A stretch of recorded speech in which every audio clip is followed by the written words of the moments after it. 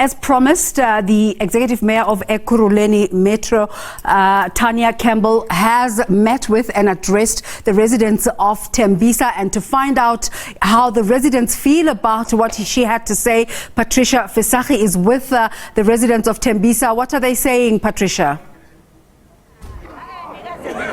Well, Desiree, certainly mixed reactions following that address.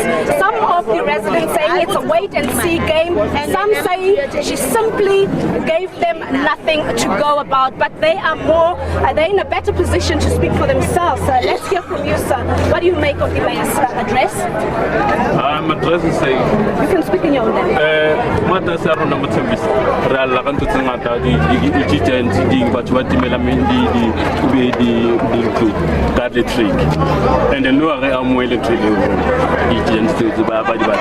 Okay, so you said she said nothing that you're happy with. Yeah, basically there's nothing that we can take home about. The mayor is out of hand, he's out of control.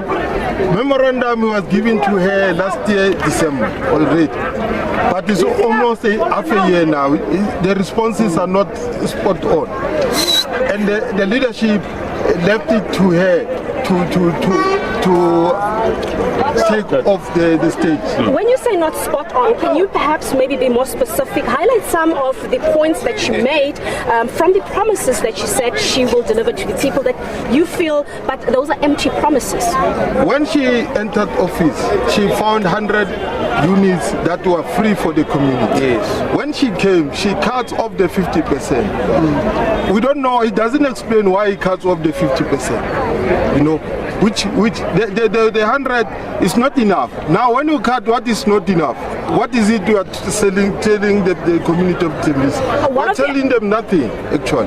One of the points she also made is that everybody needs to pay for the services that they're utilizing, obviously within the budget that they can afford, but we do understand cost of living is very high currently. A lot of people are unemployed, and some people simply have zero. They just don't have. What do you make as a community when you hear that, but you have to pay for that which you are consuming? But she says she will look at other ways to help. How do you respond to that? The mayor knows, actually, he has the budget when he comes into office. That covers the whole year. He cannot come and say he's going to look for a budget somewhere. No, he's taking the people for a ride. That's what she's doing. The budget is there when he takes over. The hand.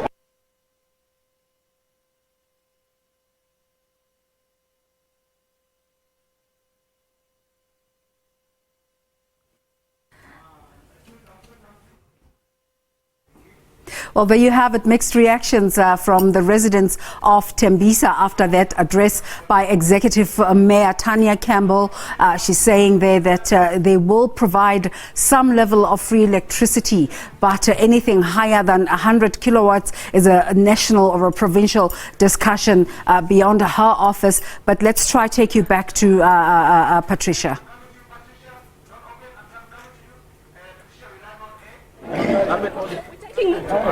We're taking more reactions here on the ground. Of course, we continue with the community just to find out how exactly do they feel about the address, perhaps the promises made by Ekurhuleni Mayor Campbell. We can pick up from where you left off, you saying you're not quite happy, but take us through. What is it exactly that you're not happy about? Yes. So just as I was saying before, that the mayor actually came here to give a press statement, because if you look at some of the things she mentioned, I mean, we know the issues here. First of all, it's electricity, it's the indigent program, because she spoke about changing the threshold of the indigent program, and then she said that it would be changed, but she didn't give detail, because if you go to the offices to apply for indigent, you are told that if your house is of a particular value, you don't qualify and so forth. So she needed to go into the depth of those arrangements so that people would live here understanding, but instead she promises a 2-week open day. How many people will go here and go to that 2-week open day and get turned back for those same applications? So she needed to get into the information of what she was offering here, and then she also went into the issue of free electricity and so forth. She needed to go into depth of how to remove the middleman and so forth, but she didn't cover that. Hence, we are saying that she came here to give a press statement, to give a media briefing, and not to speak to the people of Tembisa. Is it not perhaps because she had her against the wall. She didn't have much time. Community demanded to see her immediately, and that's why she probably didn't have time to, have a comprehensive look at things. Yes. I think we need to be quite factual in our reporting, because this memorandum that she was actually responding to today, she received months ago. So these issues that are being spoken about, she didn't receive last week. She knows these issues of Tembisa in as far as February 2020. When the budget was, I think, implemented in July 2022, there were already lying issues that were not actually addressed by her. So all these issues she was answering in that memorandum are issues given to her as early as February 2022. So if she was intent on dealing with the people of Tembisa, genuinely should have dealt with those things as far as February 2022. Even right now, Tembisa is in the state that it's in because she has left the people of Tembisa ignored for months. The people of Tembisa did not do this because they were actually fashionable or running out of time or whatever, but they were responding to a government that has failed to answer them for months now. Clearly you guys are not happy. Perhaps the majority, we're not sure, we don't have all the numbers here, but the big question is the group that's standing here not happy, not buying into what you came here to promise. What's the next step? What are we doing moving forward? Look, I think for the mayor, the next step is to engage the people, because as they are in those positions, they are voted into those positions by residents. Come to the ground and engage the residents. Don't stand on a stage and give us a press briefing. Ask the question to the people and ask them what they want and engage them genuinely. So that's the next step for her, because in the press briefing she gave here, we foresee problems ahead, because when people go back home and they understand what was actually being said here, they're going to go back and protest again, which is what we do not want. So she must come to the ground, call the MMCs, call the councillors, engage the people of Tembisa and give them tangible solutions and not this lip service. All right, thank you. You also agreeing with him? You're saying she must come to the ground? Yes, but you must remember that it is not possible to see everyone in Tembisa. But what I can suggest is we have our ward committees that we have voted for. We have our own ward councillors that we have voted for. So I think we can use our ward committees. Remember, this was a grievance. She was here to give us a report on our grievances. And then we need to go back and discuss what we have learned from here. What we can do is let us go back and work with our ward committees in this way. We discuss these grievances that were said today, and then we again put some of the grievances if we are not happy about the speech today. Like for instance, we're here to receive our grievances. I'm a community, I'm staying here in Tembisa. I want to see Tembisa change, not abantu like abokoko betu for into yama indigent and all these things. We want to see that kushinchi. But I will say to the community, let us do that in the right manner. We have voted people who are ward committees, who are councillors. Let us use them to send our grievances, and then we'll sit down with other organization, community organization, to discuss the outcome of our discussion. I will also suggest that we all go back and clean our street, and later we cannot clean Tembisa CCC because already it's a crime scene, but we can go back and clean our street and make sure that our streets are clean, and we discuss the issue of the mayor according to our wards. We come back and we send a new memorandum. I just want you to also touch on a very sensitive element. We've heard the allegations of a possible third force. You guys are the community members. You know what's happening on the ground. Was there a third force that motivated you to take to the streets, or did you mobilize out of free will because of your frustrations?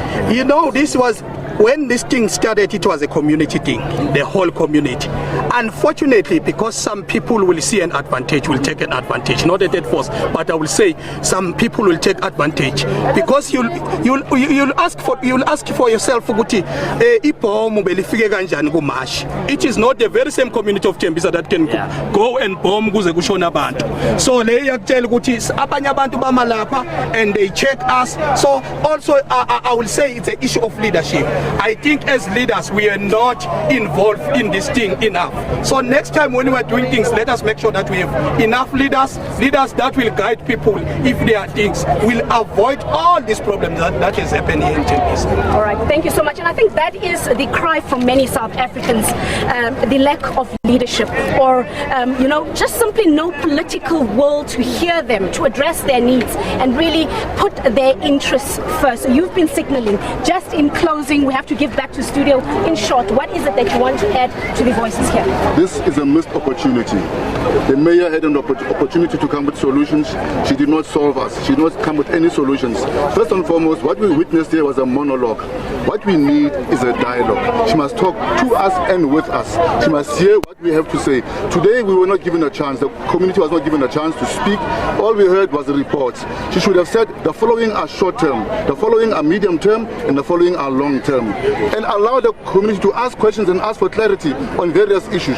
She didn't even touch on the funerals for the 4 deceased, on the memorial services and the funeral, and what is going to happen to the policemen that killed and shot the people. And on that note, you probably feel, I'm not sure whether there is a disconnect between you and her office, and maybe she does not know how to prioritize your core needs because she's not coming to hear you and to really speak to you as people to people. I think it's also a matter of experience. I don't think the DA has experienced, as a leading party in the Ekurhuleni, has experienced this kind of activity. What she needs to go back is to go back and sit down and take key learnings from the entire incident, from the day it started up until today, and ask herself, did I do the right thing for the community of Tembisa? We felt cheated. We feel that she did not quite address what we wanted her to address. Right, really powerful remarks there. Community saying they feel cheated and they feel that their interests are not prioritized. And you heard here from their voices demanding for the mayor to come to the ground. And it really goes back to that political saying that says, for the people, by the people. And that is the message from the community members here. They want her to walk the streets of Tembisa. They want her to be in those committee meetings so that she can hear firsthand from them what exactly is it that they need, and perhaps also get some indication or perhaps some advice of how she can resolve the problems of this community. But again, on that note, it's relatively calm. Of course, tensions remain high, although everything is back to normal. It is business as usual. Traffic is flowing as normal. There is a very, very high and large police contingent in Tembisa. You saw the Nyalas patrolling earlier as they obviously keeping tabs of what exactly is happening on the ground. But the community making it very clear they're not having it, they feel cheated, and they're not accepting the mayor's address. But we'll have to see how do things unfold moving forward. It's back to you in studio. Patricia Visagie, of course, wrapping up that week of protest in Tembisa.